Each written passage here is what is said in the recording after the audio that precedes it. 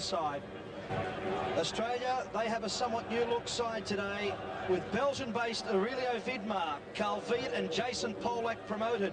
Captain Paul Wade was a late withdrawal. He has the flu. Frank Farina is injured and Branko Milosevic is on the bench. Vidmar and Polak will combine with Robbie Slater in the midfield. For Ned Zelic, a milestone. He'll be playing his 10th international. As I said earlier, Graham Arnold, he'll captain the side today. Robbie Slater, the man of the match last week. What a change in his game since he's moved to Europe with the French side Lens. He's valued at $2 million. He's sure to cause them plenty of headaches today. Suspensions have forced New Zealand to make 2 changes. Number 10, Darren McLennan, and number 15, Harry Nata. They replace Billy Wright and Fred de Jong. In fact, McLennan would have played in the first league, but he was ruled out because of injury. Nata, he's edged out Melbourne CSC's Vaughan Coveney for a position in the front line. The referee today, Jacob Uhlenberg, a Dutch banker. This is his 4th World Cup qualifying match. His more recent game of importance was the Paris Saint-Germain Juventus semi-final in the European Cup. All in readiness here at Olympic Park in Melbourne.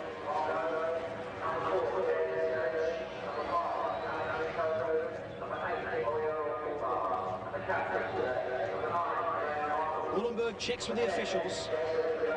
Just seconds away from a kickoff. New Zealand get us underway. Michael Redetton, the first touch for him, and the ball easily given back to Ned Zelic, who was a bit disappointed with the criticisms of his game last week. And in all fairness, he had come to Australia with a bit of a cloud over his fitness, having suffered a hamstring problem. He ended up playing in the Cup final against Juventus in Turin. But is there a better player in Australia on his day? Slater calling for support. Arnold. Right on his back was the policeman, Roger Gray. Ironside inside to McLennan. Ironside again. Chris Ryder looks up for Halligan. The Socceroos closing them down. The pressure is told. Arnold. Carl Viet on his right. Vidmar inside. Viet goes for goal! 58 seconds in! Australia have broken through already! Carl Viet the scorer! Goal number 5 in this World Cup campaign! What a sweet goal indeed, Johnny Warren! And what a way to start the match! Great start, Andy. We're all worried about the first few minutes for Australia. Everyone's saying New Zealand just need to pinch one back or we're in trouble, but that is a dream start, a great goal, a team goal. Look at the ball from Arnold. And Viet, who played so well last week, missed a couple of chances, makes no mistake with this. That is a fantastic start for Australia. A beautiful move, a loss of possession in the midfield. Arnold pounced, but the finish from Carl Viet. A lot was said about the chances he had last week. Well, he's certainly sewn up there with a lovely taken goal, beating Gosling. And it's 2-0 over 2 legs, and that's going to take some beating, John. 3 goals here at Olympic Park in Melbourne is a very big proposition for any team. Well, it's early to start talking about that, but it is a big ask. It's up to Australia to reward the fans here with an exhibition, particularly from the Euro-based players, capable of so much.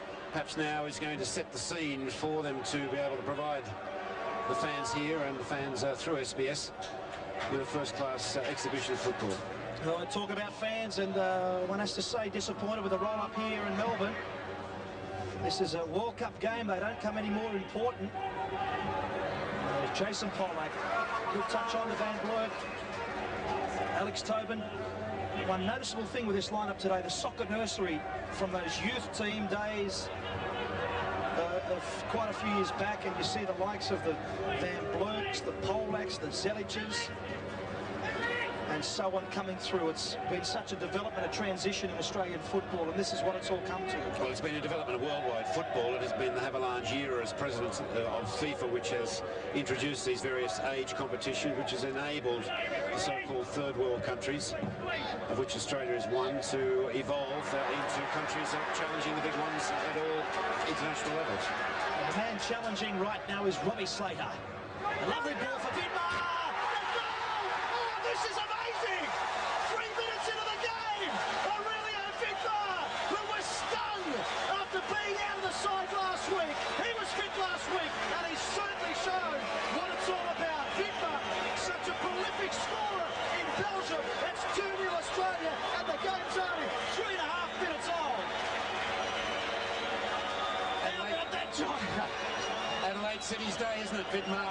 scoring. What a header, but look at the from Slater. Just not deep and pinpoint, but curves away.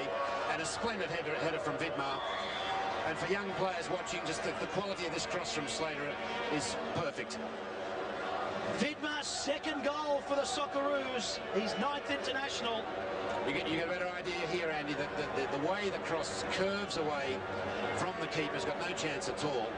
And the fact that it is curving into Vidmar gives him a better opportunity to hit with the power that he does. And it was Robbie Slater who picked up possession there in the midfield in that first goal. It was Robbie Slater who set up the second. His style of play has changed as well. He's playing such a provider now. We remember him in his Sydney, Croatia days as that explosive. And St George. And St George, where with Desi Martin, where he really made his mark. Flag up against Nata. There's quite a bit of talk about Harry Nata, as the Australian players were hoping that the likes of De Jong and Wright would play, because they're a bit apprehensive about young players like Coveney and Nata, but these players are just not getting the supply. Coveney, of course, was in contention with Nata, but the front runners of New Zealand, their supply has been well and truly cut out. The midfield's taken hold, and Zelic is calling the shots from the back. Well, the whole Australian team is. They're playing with confidence, as you'd expect. 2 goals up just gives you that little bit extra to do something with the ball, to hold it, keep possession until we can do something positive. And we saw it earlier with the long ball to Slater. The interesting thing is when Slater breaks on the right, Andy, that Aurelio Vidmar, he runs from deep to beyond the far post on the left. He's always free. And at the moment, New Zealand not in the game, quite simply because Australia using possession quite intelligently and quite smartly.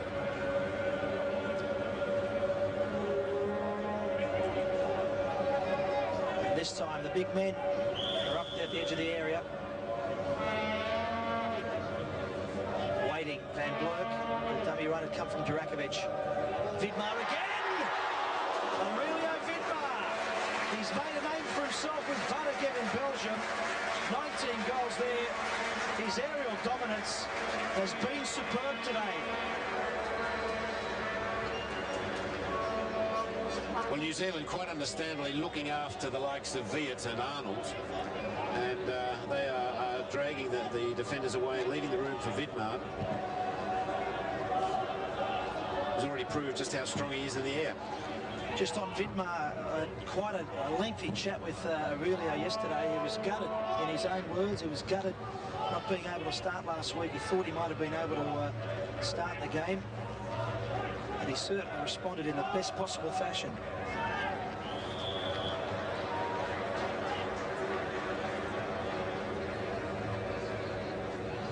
The offside trap working very well for the Coca-Cola Socceroos.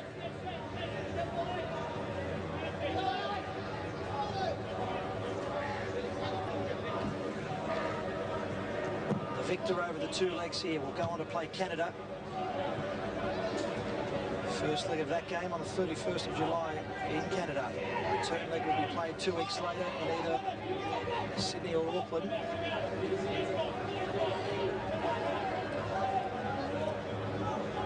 Evans, not much there for him at the moment, although Dunford had made the run down the left.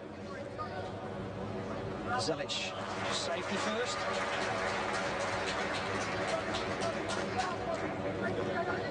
A more quiet and pensive Ned Zelic since his return from Europe.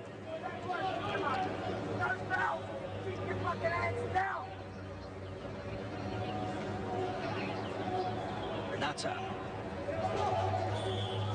And it's a goal kick. Longo has won the goal kick. Took a touch off Harry Nata. Big day for Dominic Longo. His parents flew up yesterday. He's been away from home for a long time as well. Progressed through the under-16 side, youth team, the Olyroos, and now the senior Socceroos. And it's the same story for the Aston Villa keeper, Mark Bosnich.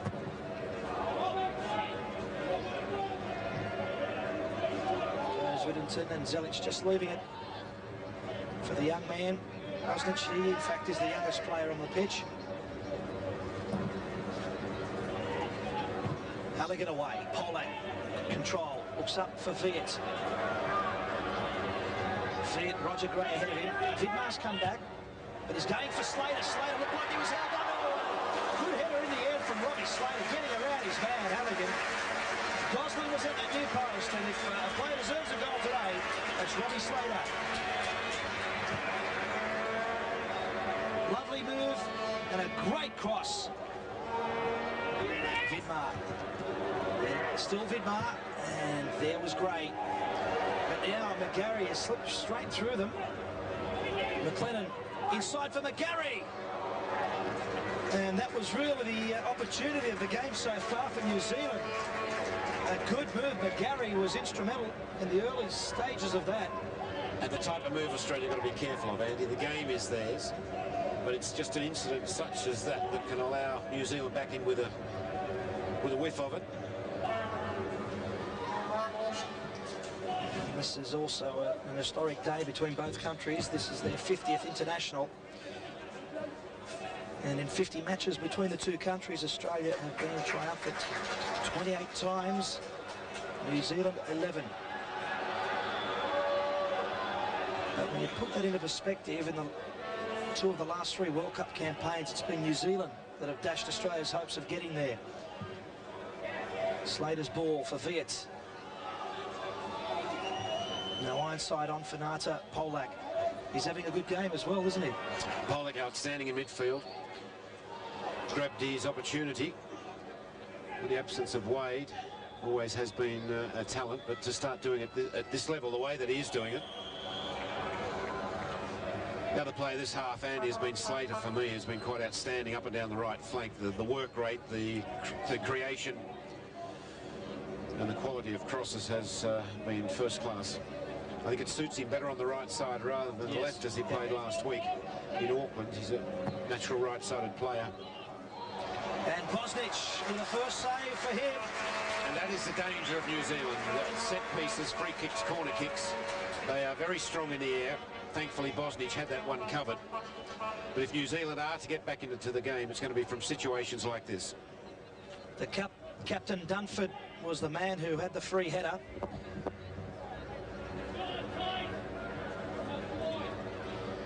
There has been some promising signs there for New Zealand in the last 15 minutes or so.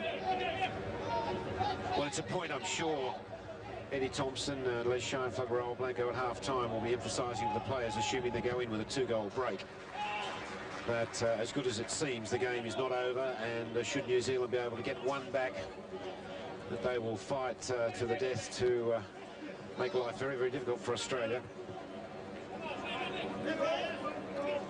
But back to Slater and down this right flank. He has been quite outstanding for me today. Heaps of work.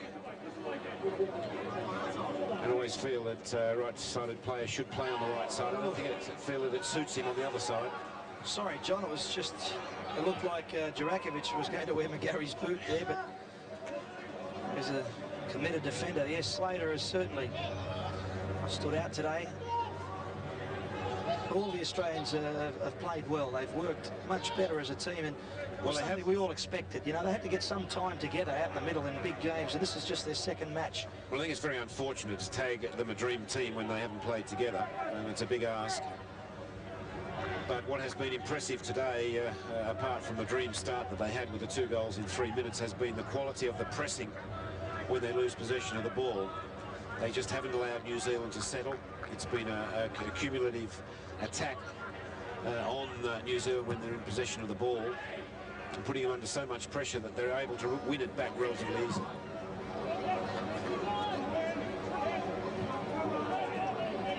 Riley was almost cut out by Slater. Dunford. And there was Jurakovic cutting the supply out to McGarry. Jurakovic, he's had a good half. They've all played well, but Jurakovic sort of stood up, maybe because he's on this side of the field where we are, but the reality is his marking has been exceptional. He's always played it safe. Zelic, he's seen a lot of the ball today, Ned Zelic. And maybe I put the mocker on him there. All great players make a mistake.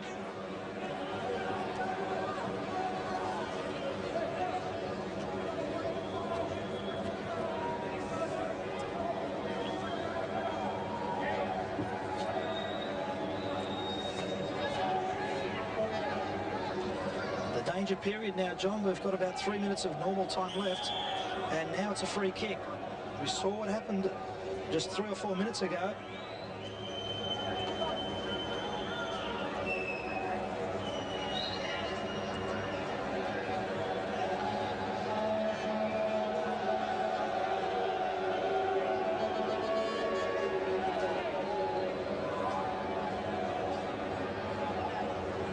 Riley, a lot of support deep. Away by Zelic. And the shot by Halligan well wide of the mark. As the rain, it's getting heavier down here now.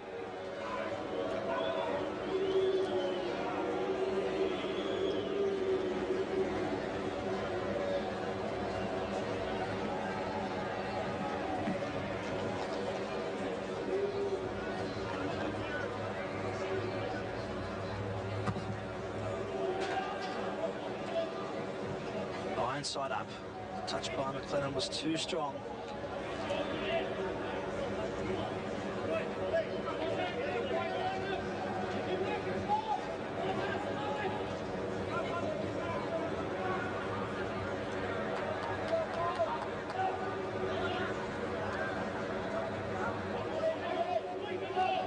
Zelic.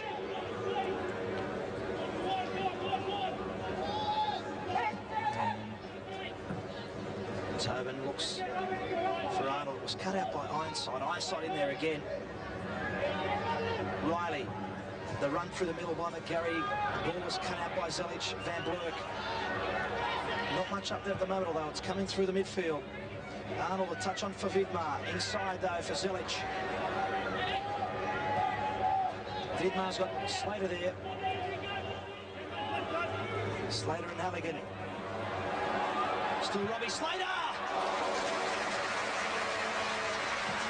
Well, on the performance this half, Robbie Slater deserves a goal here. Well, it's another reason why he's man of the match in the first half. And another reason why I like him better on the right side. Andy's able to come in and jink and to take opponents on, hit the ball with either foot. It's a very simple dribble where he drags the ball away from the defender. That's his second top strike on goal. And an outstanding match by Robbie Slater so far.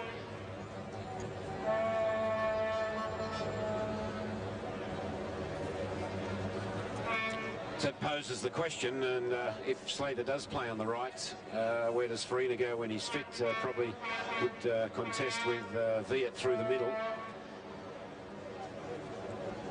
But again, he just seems so much more comfortable on this right flank than on the left flank where he played last week.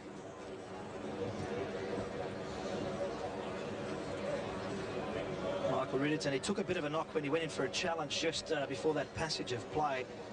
He went straight to the ground. But he looks all right. And some of the substitutes there. They've only got 4 on the bench today. Reserve keeper Michael Booting, and there's Thomas Edge, Alan Evans and Vaughan Coveney who are limbering there.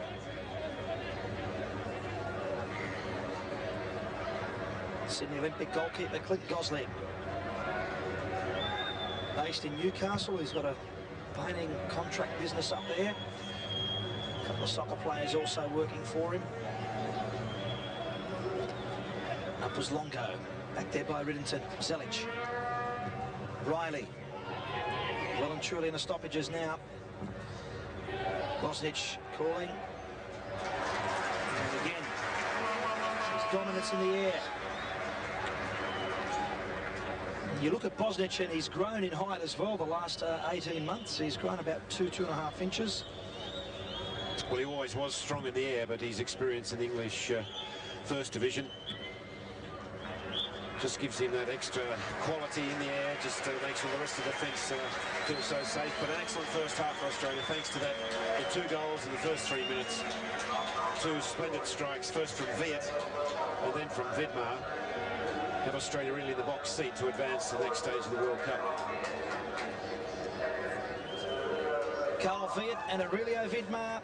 Vidmar, of course, from Adelaide. His old club, Adelaide City. They'll be celebrating there, I'm sure. The Adelaide connection has certainly made a great difference. And how deadly were they in the first few minutes of the game. Let's cross now to Lesmo.